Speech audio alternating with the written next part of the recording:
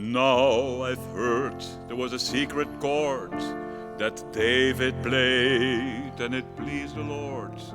But you don't really care for music, do you?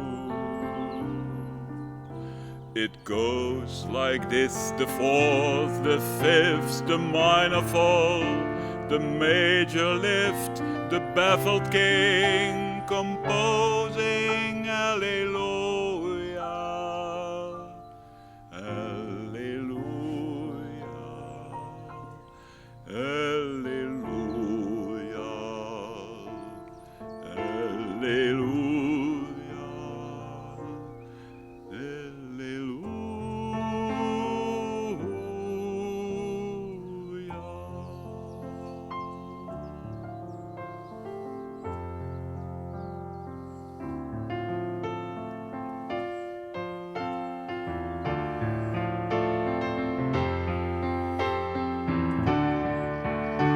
Your face was strong, but you needed proof.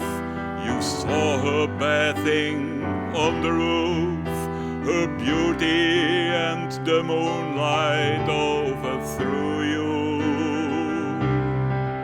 She tied you to a kitchen chair. She broke your throne and she cut your hair. And from your lips she drew the Hallelujah.